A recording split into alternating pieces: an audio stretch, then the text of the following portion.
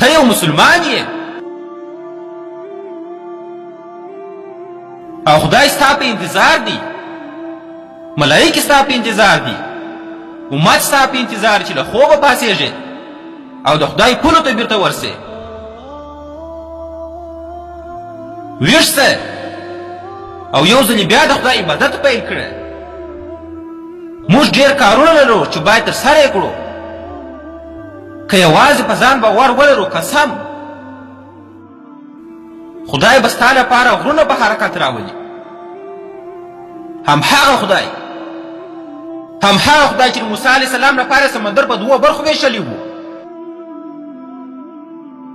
همهغه خدای چې سپوږمۍ د محمد صلی الله علیه وسلم لپاره په منځ تقسیم کړه، همهغه خدای چې مړي د عیسی لپاره راپورته کړل علیه الصلاة والسلام، همهغه خدای چې ستاسو راتلونکي دعا ته انتظار کوي.